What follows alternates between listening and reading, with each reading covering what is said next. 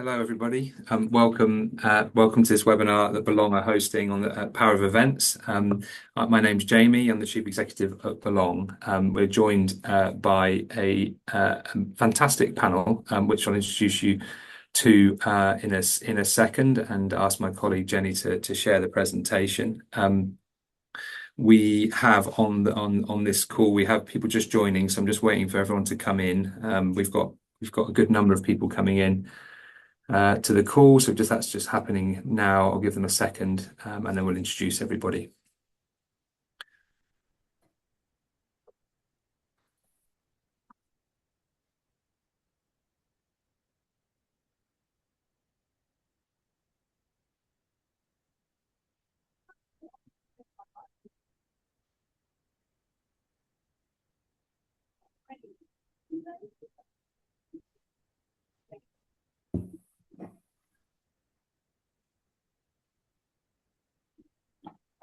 Just as everyone joins us, we'll post kind of updates and key links in the chat. So please keep an eye on that too as we get going in a second.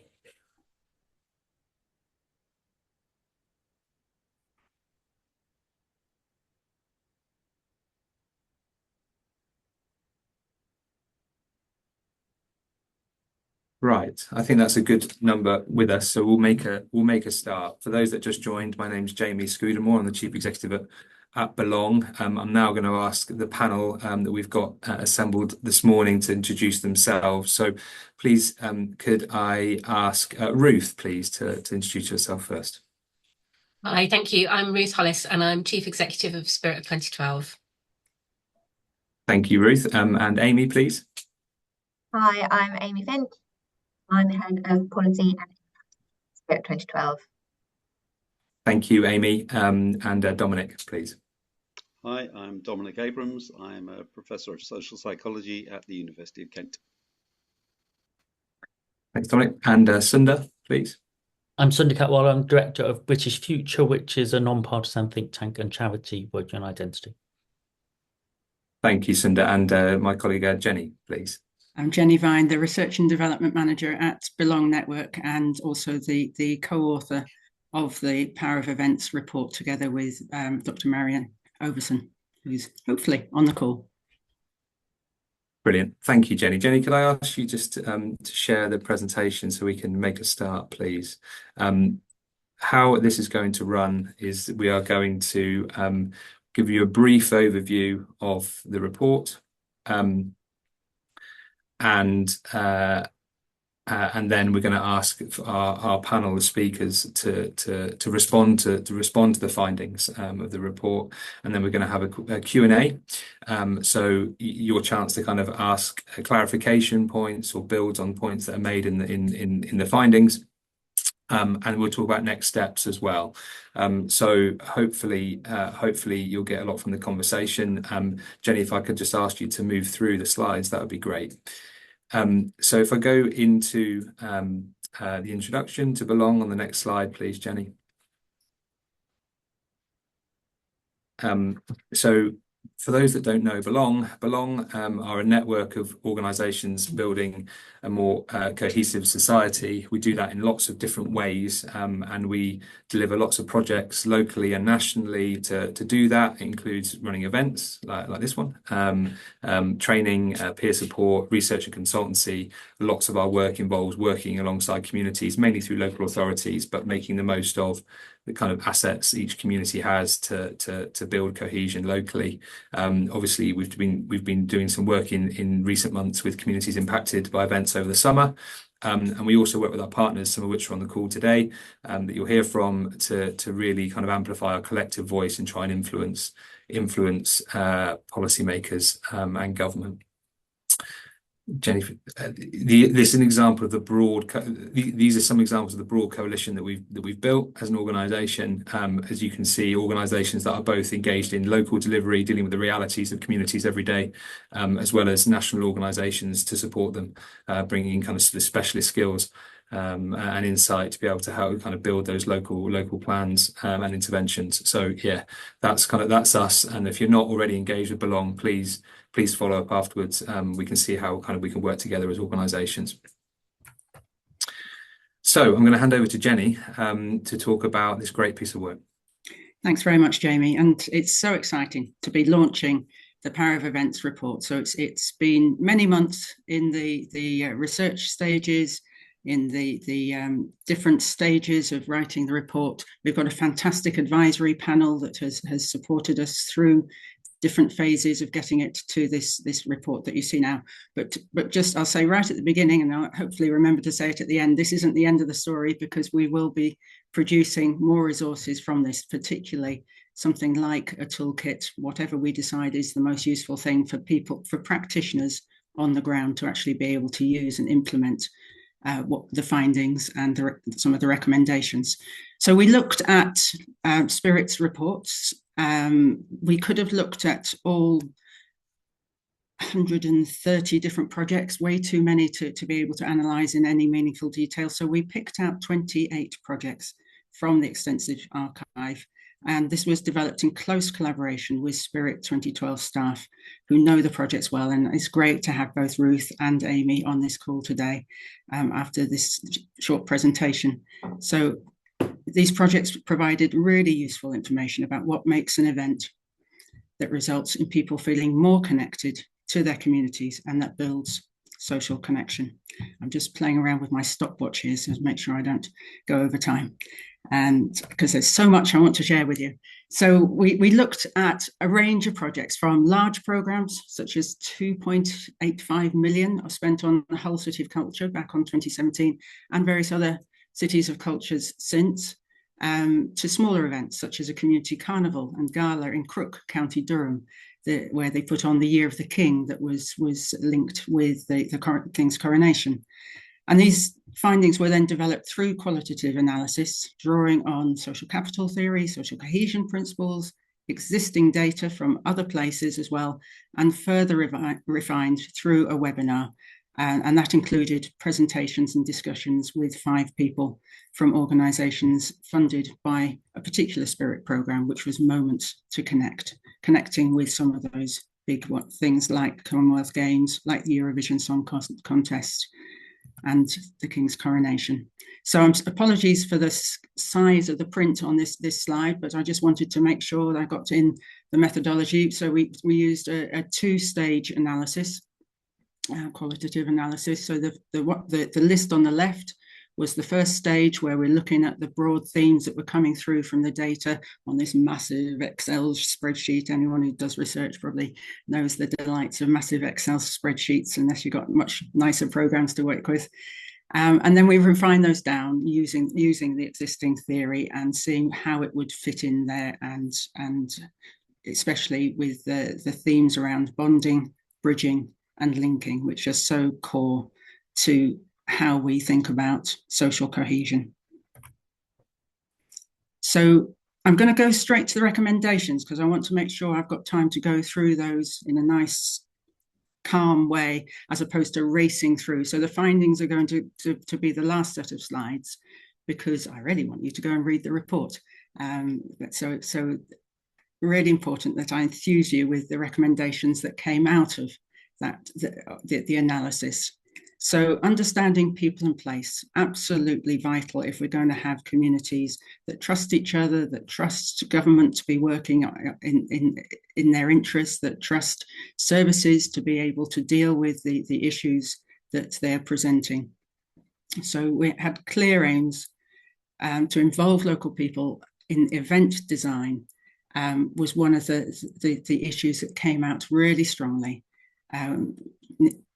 Realistic goals need to be set and within available times and budgets.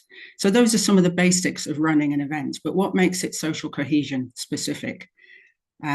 So these recommendations are what we found coming through about how the events that weren't necessarily designed specifically around social cohesion, but what was coming through in the evaluations and the other research reports that were also commissioned by Spirit. And Sundar Katwala from British Future is with us, and he's going to talk about some of those reports and how they are getting taken forward later on this webinar.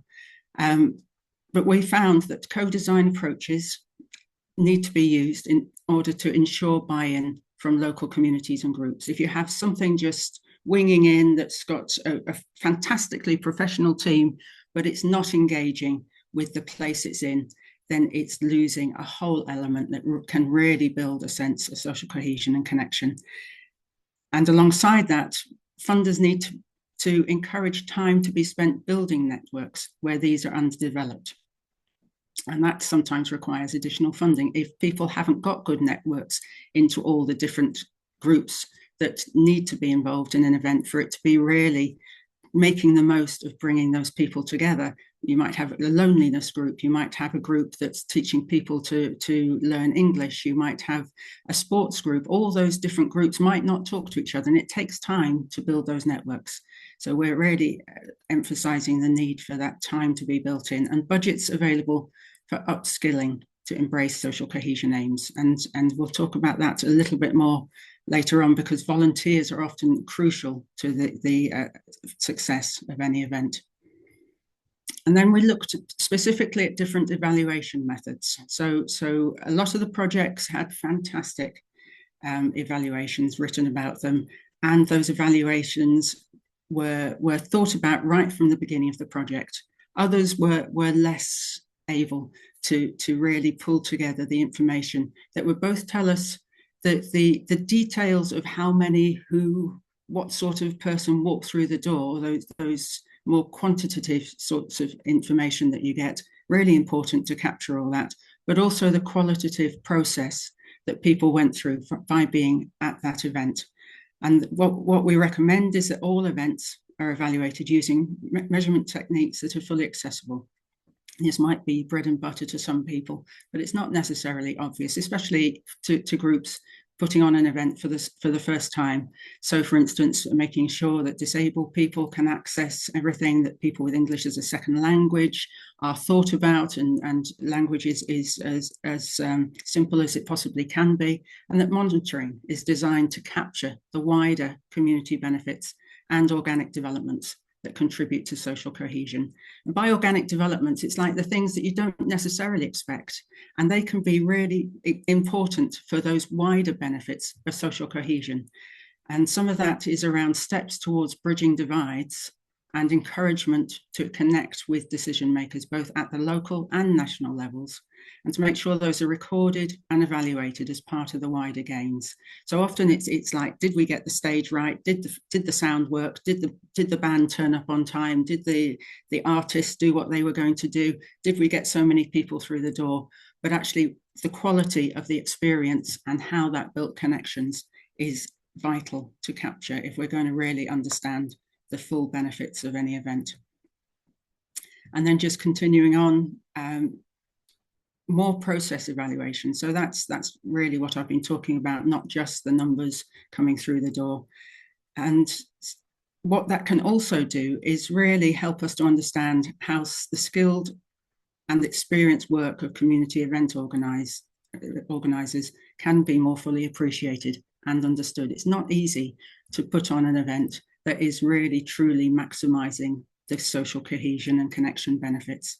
It needs training to do it well. It needs experience. And we're encouraging funders to provide support and guidance in different methods of evaluation to maximise that social value of events and to make sure that there's a legacy going forward. So specifically around volunteers, participants, audiences, we want event organisers to consider varying levels of involvement, flexible volunteer commitments, opportunities for social connections, which are often informal. It's about how the space is organised, and the suitability of the time, day, and location. And there's research that says actually using marginal locations, not necessarily the city centre, will help bring in a whole different group of people and help people in, for instance, a city get to know other bits of the city that they wouldn't otherwise get to know, and to build relationships across difference. So we recommend exploring barriers to participation. This is absolute bread and butter to social cohesion. It's like, can people get through the door? Can people actually find their invitation? Will there be accessible routes in to enable people with disabilities to access everything? And so to make sure this is carried out at both the design and delivery stages and involves both economic and physical barriers. We want organisers to consider how they can include people who want to help out. So there's a lovely piece of research done by Neighbourly Lab around helping out behaviours. So people don't necessarily think of themselves as a volunteer. They might be a coach at a sports club. Well, they're a coach at a sports club. They don't think I'm a volunteer at a sports club. Thinking about ways that people can just help once a year or on a flexible basis. There are lots of ways coming through with micro volunteering that make this more possible. And recording whether an event is being accessed by those who need it most in a particular location. Now that's particularly any event that has that social benefit aim. Did actually the people who could afford the ticket find that they could have paid a little bit more and it didn't need the big subsidy that the event had been given, or actually did it bring in people who really needed that lower ticket price? So that's really something we're encouraging people to look at. Not always easy to get any figures on.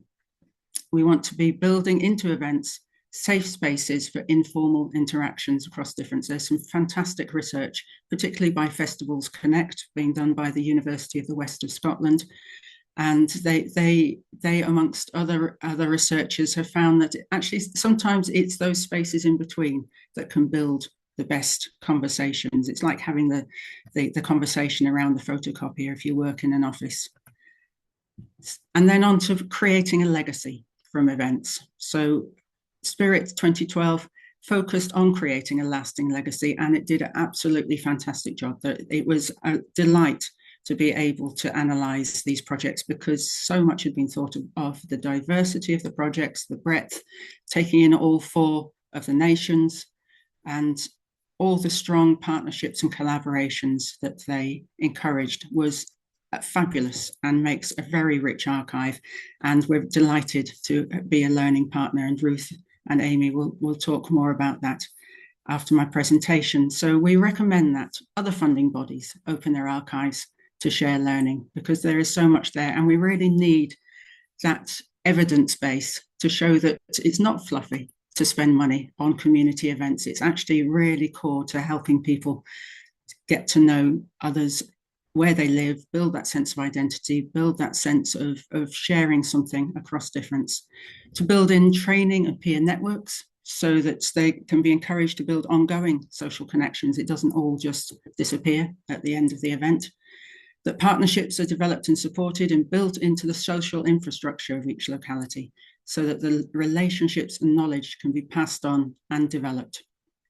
So that's using community buildings. If it's a community scale event, it's helping people understand how an event could then be continued on into a regular activity. So it's really building out and strengthening those connections, and events that contribute to building and supporting cultural memory that is relevant to all the communities of a place are really encouraged. So we see in a lot of cities, we see a mela, we see a Caribbean carnival, and those are great. And it's even greater when they can bring in people who wouldn't necessarily think that that's their thing.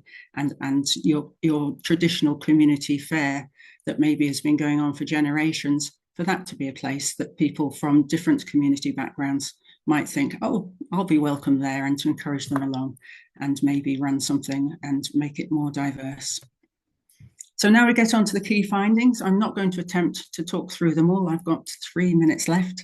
And so I'm just going to put these up and just hope that they encourage you to read the report and find out more about what's behind all these key findings. It's hard to do justice to them in a set of bullet points.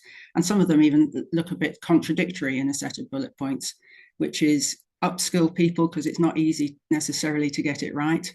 And then later on, I'm saying, actually, there's good evidence that small initiatives, sometimes with good intentions, might not be well monitored. They might not have all the things in place that would make them easy to evaluate, but it's often better to do something than nothing if you're holding those community cohesion aims in mind. So lots around people and place, and these can engage emotions, foster connections, support learning, and build positive community identity. We've got a lot of key findings around evaluating for social cohesion. including balancing reporting requirements with encouraging small events to avoid excessive administrative demands. It's about getting it right for the different scale of the event that we're talking about. We've got a lot of findings around the impact of the event on volunteers, participants, audiences. Some of those have come up in the recommendations that I've just gone through. And the community events tied to national moments like Eurovision can foster strong community bonds. And Spirit came up with a model that is absolutely fantastic, built around Eurovision, where they had lots of local events happening in Liverpool that brought the Eurovision Song Contest really into Liverpool in a way that people felt engaged with, far more than those that could afford the ticket to go to the event itself. And creating a legacy. There's so much to be learnt from these archives, and Spirit has a particularly good one. And as I've said, it has been fantastic to work with those documents, to see the thought and the care that had gone in to the preparation, the planning, the scope, the variety, the different scales and the different locations. And as I mentioned before, this isn't the end. This report is a milestone in the whole project, but we've got the learning resource to be developed. We're then going to pilot that with some groups, and we're going to bring out some more resources that will hone the findings for policymakers, for academics, for event organisers, so that it's easier to find, rather than this rather long, rather wordy, but I think the words are great, don't you, Marion? You're out there somewhere. Thank you, Marion Overson, for helping me in the writing and authoring of this report. A few more findings for the legacy, because there are so many legacies that can be built into the design, the planning, the execution of an event, including partnering with local businesses can address local concerns, such as the need to revitalise the high street. So many different ways these events can build social cohesion and connection. Thank you very much. Thank you. Thanks for that, Jenny, and thank you also for keeping to time. A reminder for everybody before I ask the panelists to kind of come in, please do use the Q&A section to ask any questions that you have. And as Jenny says, whilst the learning resource we will build, the online learning resource that we'll build will be focused on practitioners, on those organising events in communities, we're going to produce specific briefings for funders of those events, and also those that are organising kind of national events or indeed international events as well, so that some of your initial reactions will start shaping the things that we kind of put into those resources. So please do ask away. So first of all, I'm going to ask Ruth and Amy to come in from Spirit, please. Thank you, and thank you, Jenny, for sharing those results. It's brilliant to see it come to life. And so I'm going to start and just give you a few headlines really about why Spirit is interested in social cohesion, why we opened our archive in this way, and what we think some of the kind of future opportunities might be coming forward. And then I'll hand over to Amy to talk about some of the more some of the kind of detail of it, and give you more background. But really, so for Spirit, for those of you that don't know, Spirit was established at the back end of 2012, early 2013 by the Big Lottery Fund as it was then, and now the National Lottery Community Fund, with a very generous £47 million endowment to continue what they saw the spirit of the London 2012 Games was. And what they meant by the spirit was that the intangible way that they thought it brought communities together and made people feel proud, made people feel a sense of belonging. And Peter Ainsworth, who was chair of the Big Lottery Fund at the time, talked very movingly about going to see the torch relay on a day that it was pouring with rain. And I'm sure this story has spun out over the years, but a day that it was pouring with rain, going to see the torch relay outside London, thinking he would be the only person there with his dog. And the whole community had come out to see the torch come through their place, and felt a real sense of kind of belonging and connection with each other. Similarly, some of the other peripheral things, the kind of gold post boxes and how it made people feel. So we were established with that endowment in 2013. 47 million pounds is a very generous amount of money, but over more than 10 years and the whole of the UK, we've had to spend it very carefully, and we could have spent it many, many times over. And we could have spent it on lots of backward looking stuff that was looking at the nice things that happened in 2012. We didn't want to do that. What we wanted to do was try and capture more about what that essence, what that spirit was, and how we can move it forward, because Olympic and Paralympic Games don't come about very often. There aren't very many communities in the UK that will be touched regularly by an Olympic and Paralympic Games, and therefore we need to make that investment and make that learning relevant to the things that are happening year in, year out throughout the UK. So that was what we set out to do, and we did that by creating a theory of change with lots of stakeholders at the beginning to kind of anchor what we were funding and what we were learning and what we thought was realistic to achieve and what we wanted to test. And the theory of change, it's available on our website, took you through the inspiration of an event and investment in legacy programs to an ultimate impact that said that we believe that events can have a positive impact on people's well-being, how they feel about their community, how they look and consider other people, and particularly how they can change and challenge perceptions around disabled people, building on the Paralympic Games. And also they can start to create more cohesive communities. And so that's really what we've been trying to test over the last 10 years.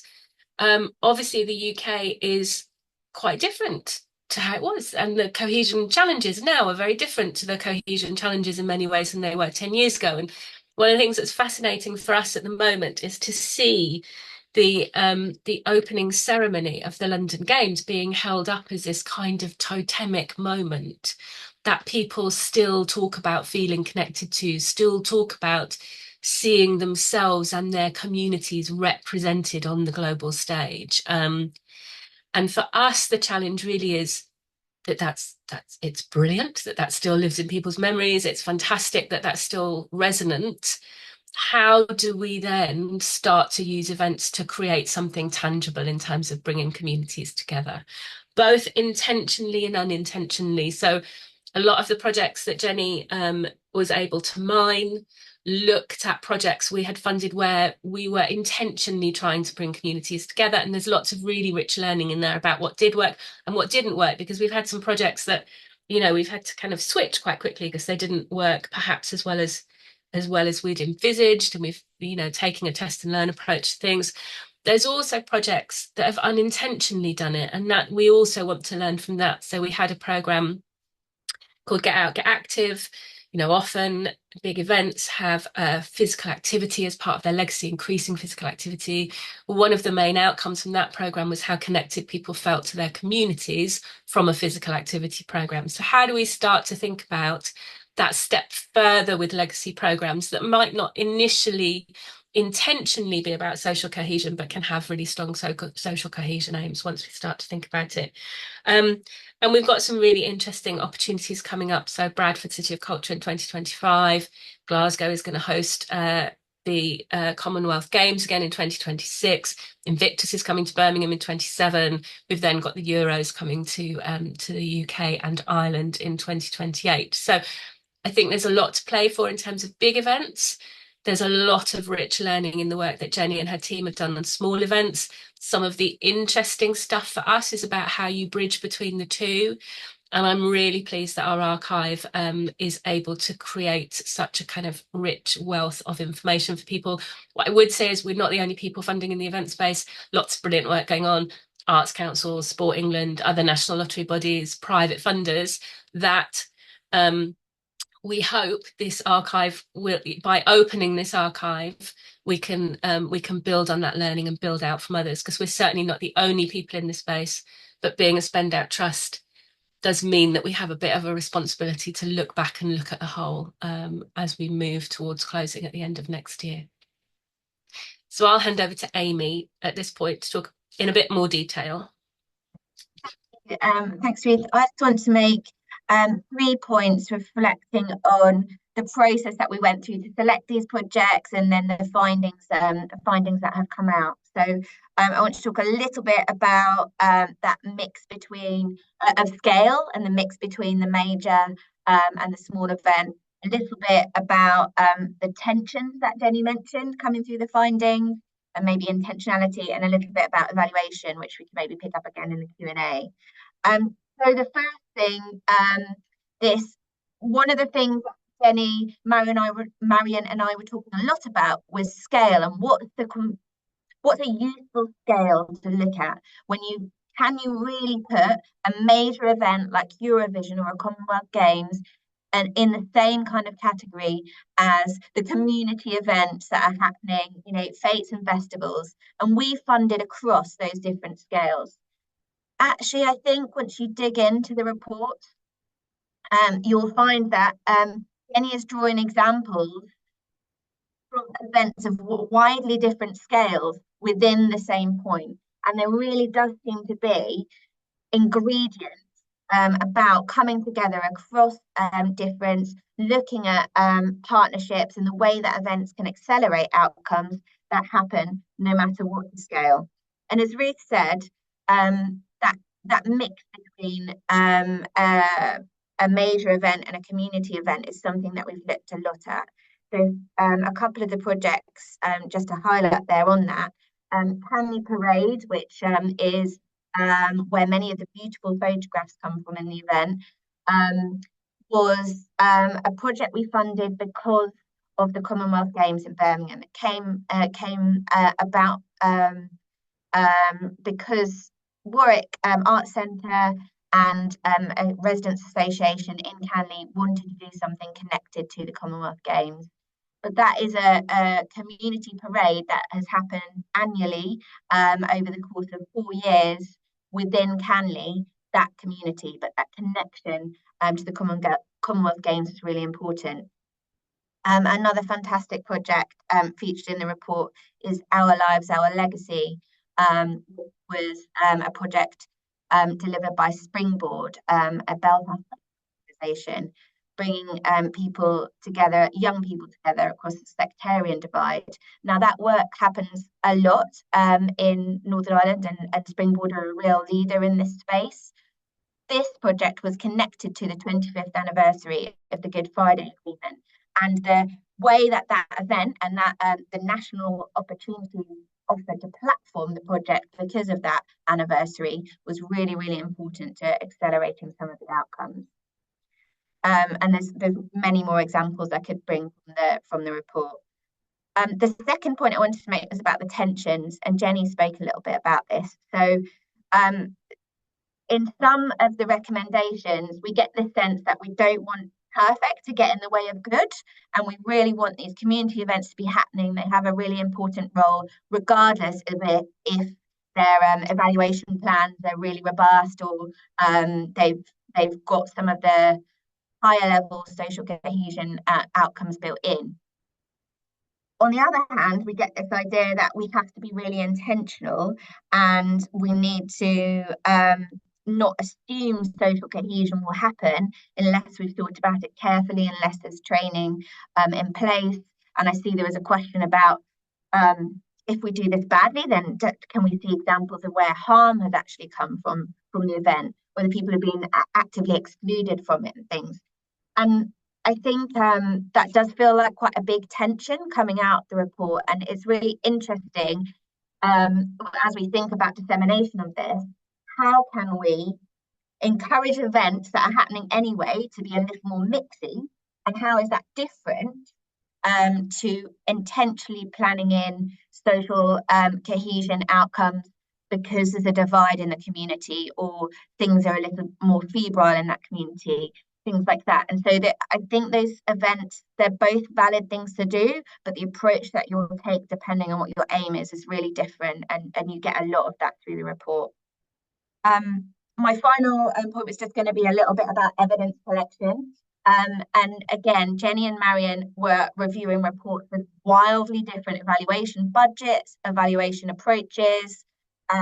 We've talked a lot at Spirit about the advantages of kind of consistent indicators, and but obviously depending on the report, that depending on the scale of the project and the capacity within the team, there's a lot of variety here.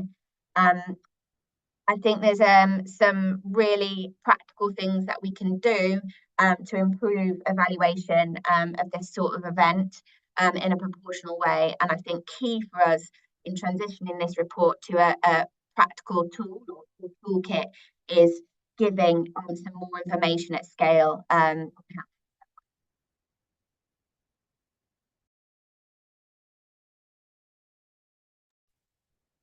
Amy, Ruth, thank you. I'm now going to hand over to Sunda, please. Thanks. Thanks to Belong for the research and Spirit for supporting it and supporting some of our earlier inputs into this question of events and what can events do and how can we maximise their potential for cohesion and connection, which is something British Future's been working on in different ways, sort of theory and practice for some time. Let me just pull out on this theme of tensions. And potential tensions and how to resolve them. Let me just pull out sort of 3 different challenges that are obviously there and you need a strategy for. One challenge is that social capital and social connection will tend to accrue well to the places that have it and be harder to get going in the places that don't have it and might need it. And to a large extent, I think that is for the policymakers and the practitioners, the funders and so on, to sort of level up the capacity to connect and to work out how to do that over time and maybe focus particularly on the quarter of places that would need more support to put into place. The appetite is probably very widely spread, but the confidence experience of having done it, the capacity and time would be a challenge. A related challenge, I think, which we focused quite a bit on in some of our inputs, is that bonding is good. And bonding will tend to happen naturally, and reinforcing bonding is often a good thing. It could have some downsides as well. And bridging is harder than bonding. And even if people want to bridge or bridge more than they're currently bridging, especially if they feel there's a need to do it because places 4 or 5 miles up the road feel a bit further apart than they do. In the nature of having identified the challenge, people obviously don't already have the relationships they want to exist in order to build the bridge. So that is what you need: intentional action more to bridge than to bond. And it's fundamentally about relationships and forming new relationships that are sustained, that feel equal, that feel meaningful. Is a bit challenging, can go wrong, and so on. So that kind of working out how to have both and how to support both. And this then, I think, and there's a potential risk to special events, but potential opportunity for special events. What would really work well, what success would look like, would be meaningful everyday contact that was really good all the time, everywhere, in the classrooms, in the workplaces, in the estates and so on. But if we're doing more bridging because we're not there yet, then special events can really matter. We might get more planning time, or it might be a moment that is going to feel meaningful and memorable. So if we do it on the special event, that's good. But there's a downside to doing sort of special events as the moment we do it in kind of gritty and tough times, is that people might be quite skeptical about, well, we're going to do it, with a sense of festivity because it's the Olympics or the Paralympics or it's the city or culture, but the caravan's going home afterwards and we'll all go back. So sustaining something useful. So there is definitely an outreach opportunity to make this the moment when more bridging happens. But you've got to, I think, try and connect it up to how will it leave? What is the kind of legacy for the everyday that can continue? So I think thinking creatively about those changes, I think, relates to one of the the tension about the sort of how much evaluation, how much sort of knowledge of what you're doing, how much trying it out. I think we might want the sort of policymakers, the practitioners, local councils, city regions, national government, other people to be working out what to measure, and then giving people much more practical tips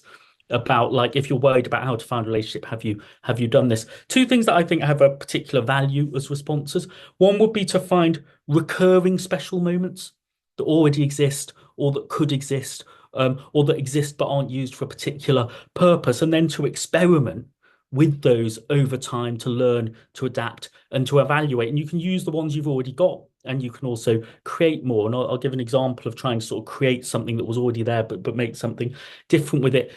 It's good for bridging to send an everybody's invited moment. But if there's a challenge of cohesion and connection, people aren't going to be sure that's the case.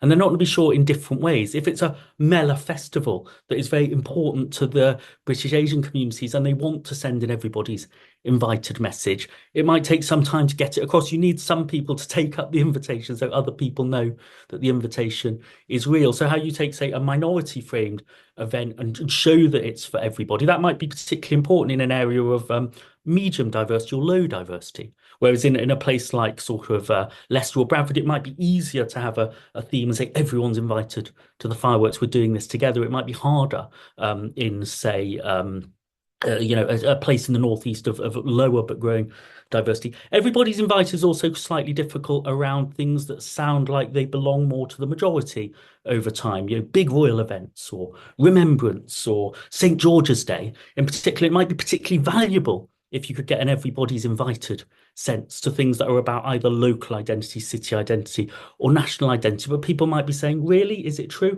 If we made 5-year-olds, 8-year-olds, 9-year-olds at primary school always for invite, secondary schools, then it would go well over time. But it might be harder if people haven't felt invited over their lifetime to local remembrance. So how do you nudge that into place? I mean, an example was, we did some linking work in schools in Bradford around remembrance in the classroom. It went very well. Those children and their parents came and presented them at the local, Remembrance Sunday event. And just because of that initiative, the audience was more diverse that year than it would have been the year before. And then the question is, will it be more diverse the next year because people have seen they can come? How do you build in that? How do you use maybe the flagpole moments like sort of City of Culture in Hull or in the past in Bradford in the future as a way to institutionalize things that will happen over time? I think a big we looked at how to do this with writing Windrush into the sort of national story so that national institutions celebrated it. So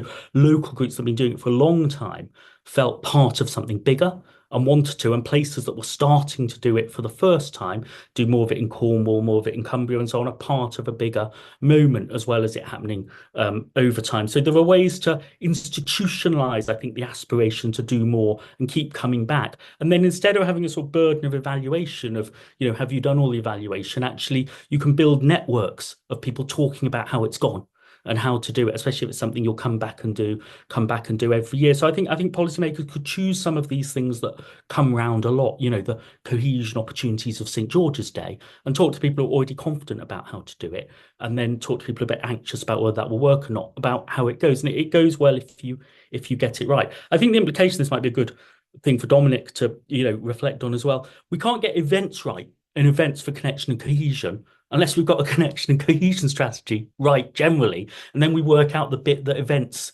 can do. And I think just thinking about the riots, I think there's a real implication here about different things events could do. So, the riots were a shocking and terrible thing that happened in a week. People don't want to be represented internationally by what we saw. So events could help us do something relatively easy, which is to have a narrative, a message that the 75% of us who didn't like those scenes want to see, want to hear, want to feel about the places they happened and the places they didn't happen. That would be a relatively easy thing to do, but still need to communicate it. It would be much, much harder to use events, but it might be important to do it if you could, to bridge across the divide of people who are a bit on the fence about that, or to use events for contact with the people who are in, a really difficult place about that. You could do that, but you need really skilled facilitators in conflict resolution and so on. So working out which bit of the challenge you're taking on in using events to sort of push at the boundaries of contact and connection gives you a kind of who should do what. But we can't use events strategically and well if we haven't got the overall cohesion and connection strategy that we're all working to, and which this will be one of the tools in the box, not the thing that's going to solve everything for everyone. Thanks. Cinder, thank you. And I know British Future have been working on this for some time and have got plans to work on and to lead thinking on some of the major events coming up that Ruth mentioned too. So looking forward to working with you on that. I'm going to hand over to Professor Dominic Abrams, please. Hi, thank you very much, and thanks for all those talks as well. First of all, just to say what a fantastic report this is, and how impressive and important it is. So it's great to. Dominic, could you speak up a bit? You're very. Sorry, maybe my mic. Is that better?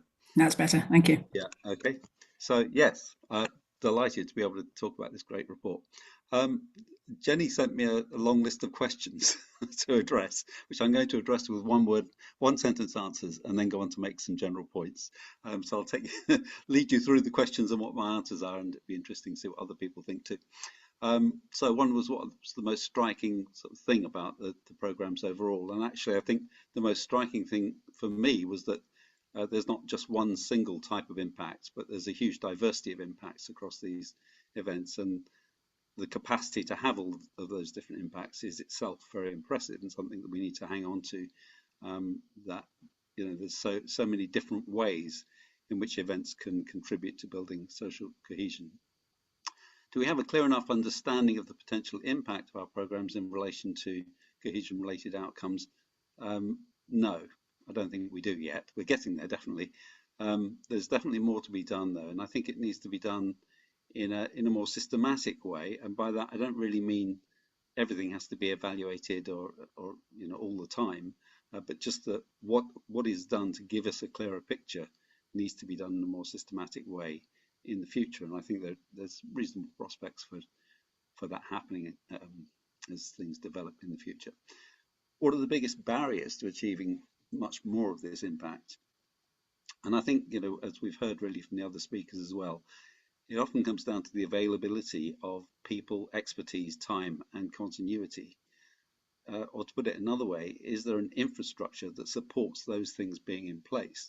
Because I think in many cases, events really do depend on particular people with particular motivations and skills, but also they're having the time and knowing that there's going to be, you know, before and an after, and not just the event itself. So the whole thing requires a bit of an infrastructure, and I think less attention has been paid to what that infrastructure needs to look like than to who the people are or what their expertise is, but actually you do need both.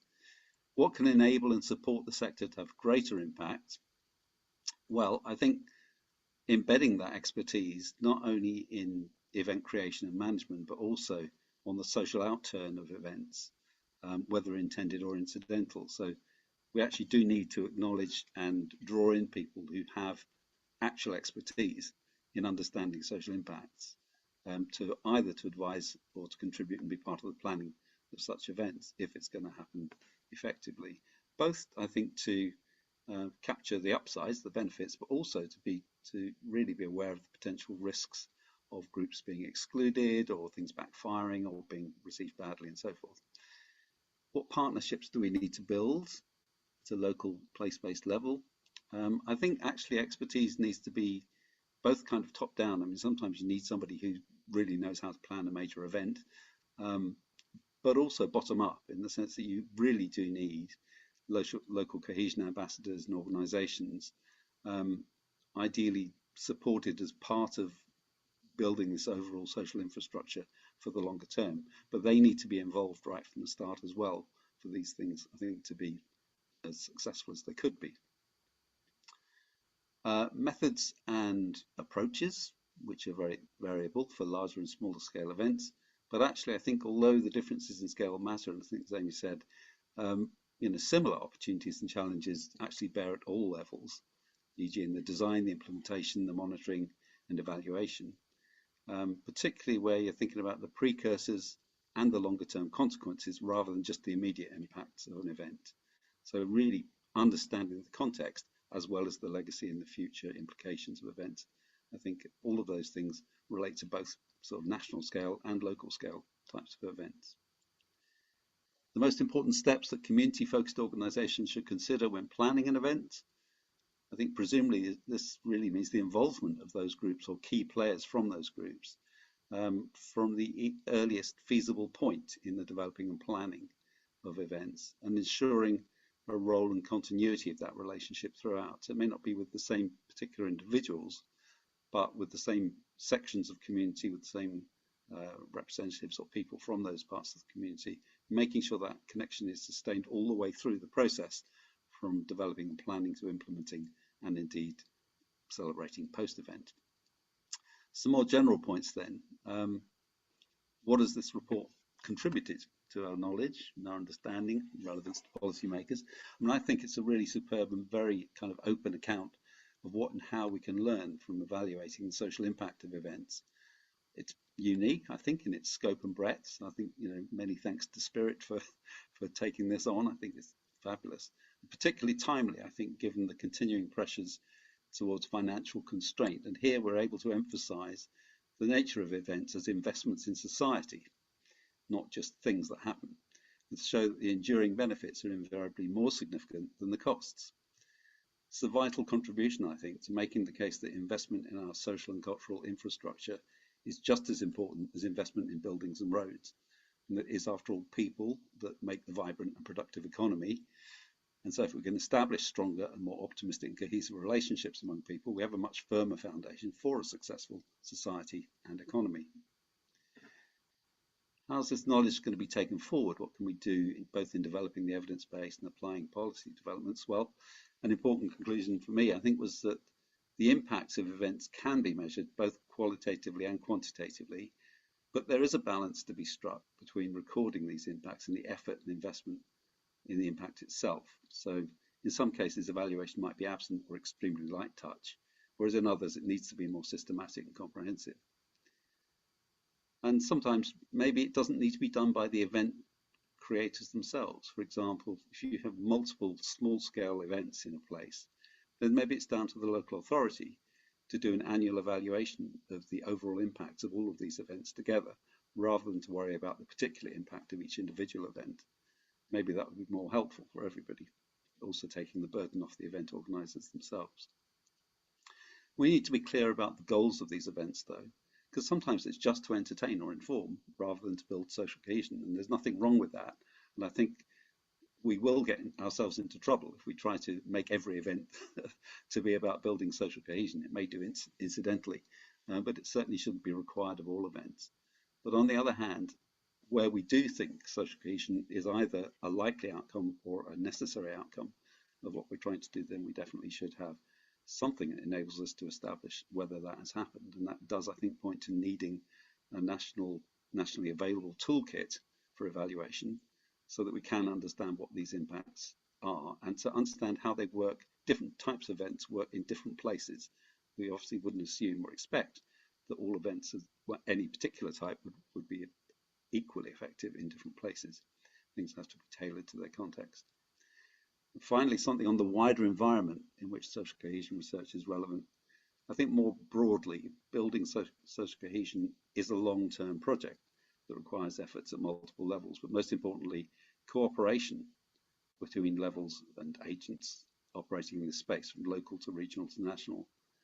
And events can be viewed not as nice to have things, but as critical cumulative contributions to the social and cultural infrastructure that sustains a fair and inclusive and civilized society. So this in turn ensures better well-being, health, quality of life, and a stronger and more integrated economy. And I think one of the key things I think that we haven't really discussed is the continuity, the longer term development of capacity, the way that events combine together in sequence and in parallel to create that strengthening of society. And I'll stop there. Thank you. Dominic, thank you for your insight as ever. I'm now going to move to the Q&A. We have got a few questions in already, but if people have any others, please do put them in. The first question I'm going to come to Amy on. The question, Amy, is from Ingrid, and the question is, obviously this report is an evaluation of evaluations, but you've worked directly with those obviously doing the kind of initial evaluations or evaluations of one-off events. So Ingrid asked kind of some of the biggest challenges, evaluation challenges involve one-off events. What's proportional and meaningful for local groups to measure in order to measure the impact of a single event? Please. Yeah, I think this is something that has come up again and again, and deserves this to be really strong feature of the toolkit that you guys are putting together as the next phase of this. And I think there's what we've seen is quite a lot of misplaced effort, actually. So where basically the capacity to evaluate is probably being misdirected.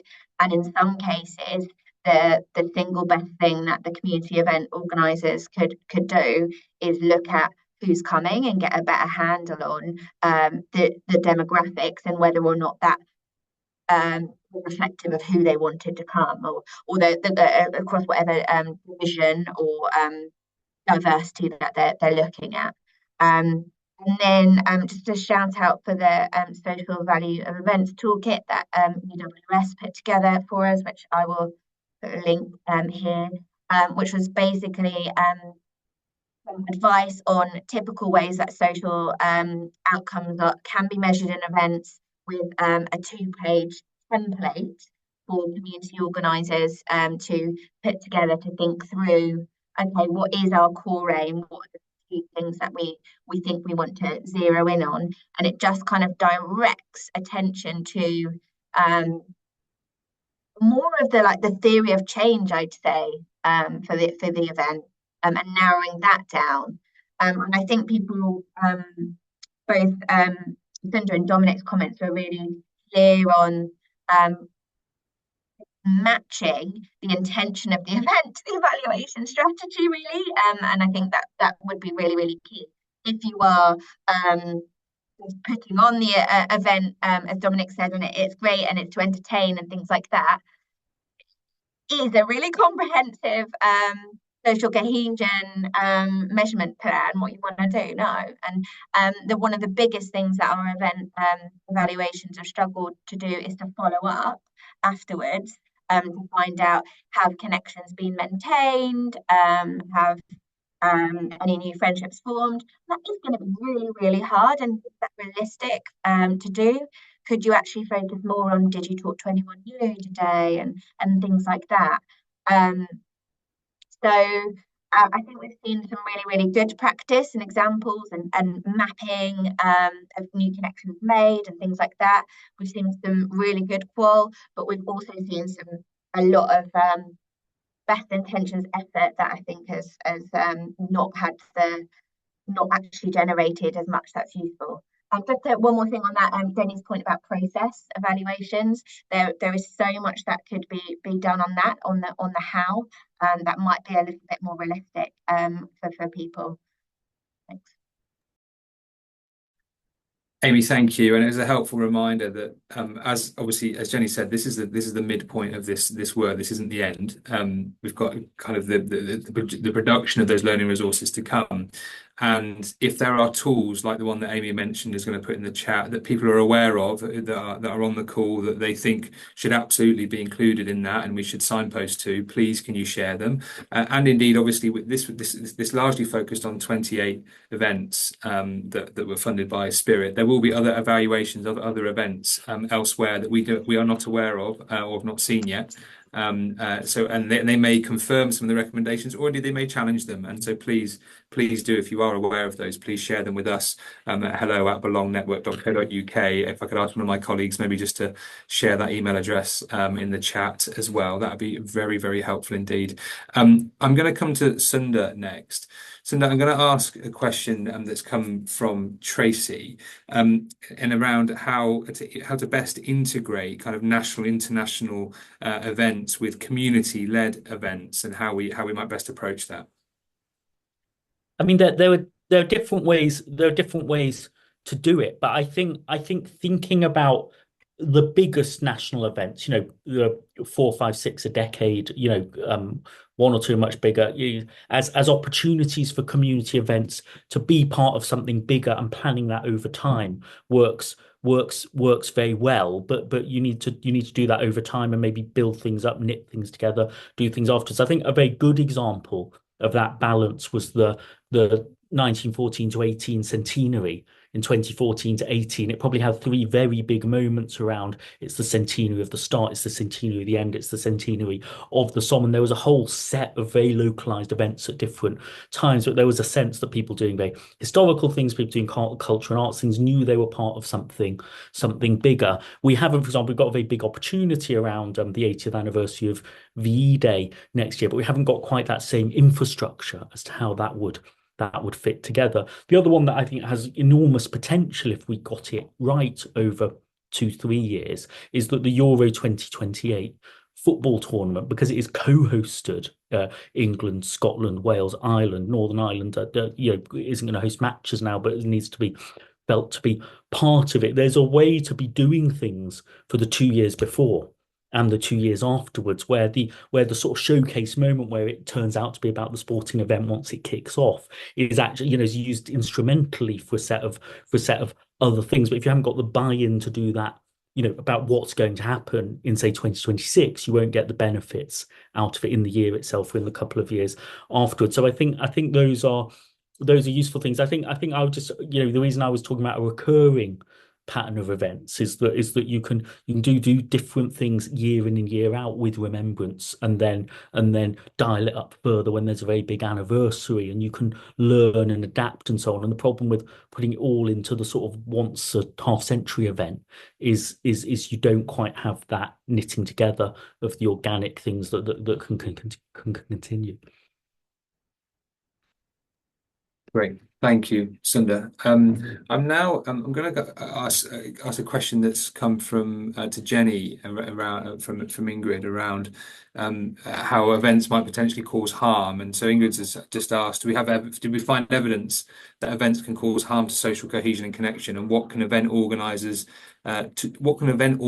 do to avoid harm? And after Jenny, maybe if I could ask Dominic to come in on that as well, please. Yeah, thank you.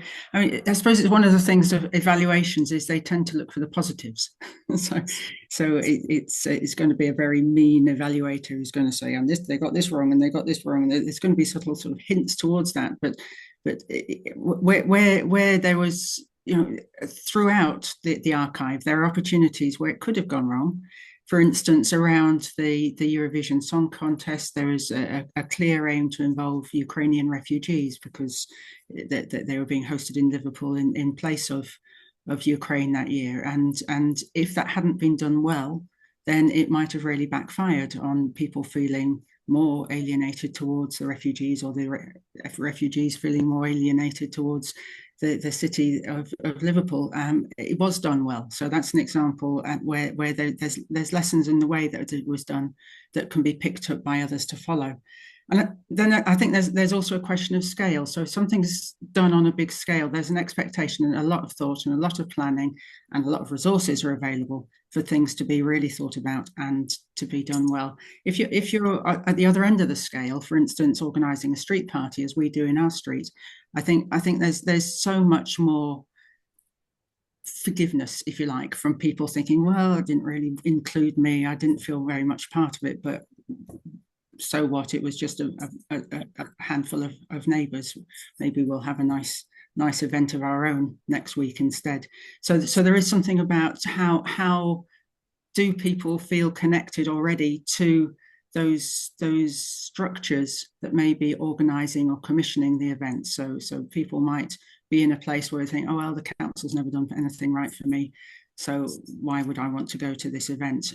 However, if they can be brought in, and I think that's Sunda was making a lot of points about, how can people be encouraged to go along to a place where they might not automatically think that they're really invited when it says everyone welcome, and that takes the skill, and I think that's come through from what everybody was saying. These things don't necessarily happen that naturally. They are very much everyday occurrences and part of life in places that are already well integrated, where there's already high levels of social cohesion.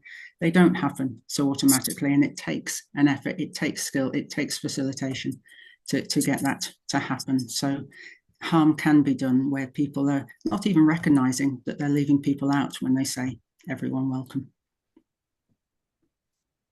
Jenny, thank you, and a helpful reminder backing up Sunda's comments from earlier around the fact that just because everyone is invited doesn't mean it's necessarily inclusive, and particularly challenging, I guess, for events that may have been recurring over a long period of time in a particular community and have had a particular attendance, but enormous opportunity, arguably a bigger opportunity in there with those type of events than others too. Dominic, can I just ask you to come in on that question around what can event organisers do to avoid harm? Well, I'm not sure.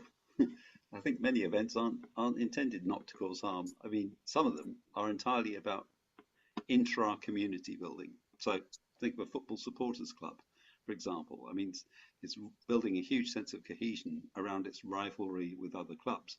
Or I think many, I mean, think of a church, think of a mosque, think of any institution that has its own set of arrangements, traditions, cultural parameters and things. I mean, it seeks to preserve those things, it values those things and wants to continue with those things. So I think inherently in many types of events, there is deliberate exclusivity. Now, it doesn't mean that they won't be welcoming somebody who wants to join, but it does mean that they value in-group members more than anybody else.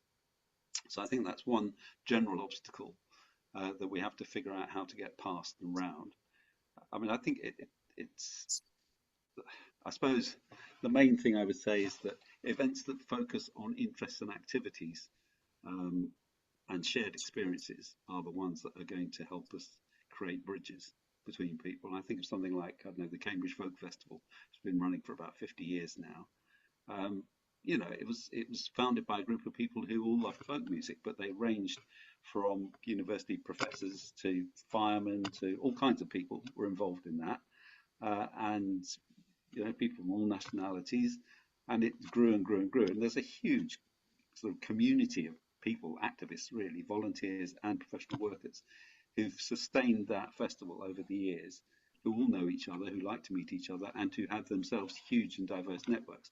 And those sorts of things, because everyone's interested in the music, they're not interested, well, they become interested in each other's backgrounds and perspectives and all the rest, but those don't create a barrier to the relationships. So I think any time you think an event might be at risk of causing or fomenting or consolidating division, the thing is to, I think, to be looking for ways in which the focus of the activity can be one that people can share in, rather than the group boundaries of the people who might be going to it.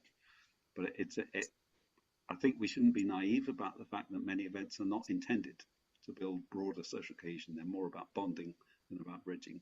And maybe in many cases that's fine. Let's comment on that as well, Jamie, because yeah, of course. We've seen not just with kind of events-based activation, but the stuff that happens around events, which is about the kind of tonality of why you are working in a particular community. And it's a really obvious thing to say, but people in communities don't necessarily want people coming in and saying, we are working in your community because you have a cohesion problem and we're here to help. And so thinking about it from, you talk very much about kind of from an asset basis and what the community can bring and how you bridge is really important. I think it also comes back to something Dominic was saying earlier about not assuming it's going to solve everything and not putting the burden of solving a community's cohesion problems on something that will hopefully make an impact and will have a ripple for years to come, but is not going to realistically solve long-term systemic cohesion issues in a community. So, for example, with Breaking Boundaries, one of the communities they chose was very near the site of the Manchester bombing. And, we were very clear that if there were further cohesion issues, this wasn't a failure. These young people that are working very hard together, this is in no way a failure of the cohesion work that they've done. And so I think that takes a good deal of kind of thinking about the tone, but also realism about what can be delivered and the long-term impact. But I think Thank you. Sorry, Dominic.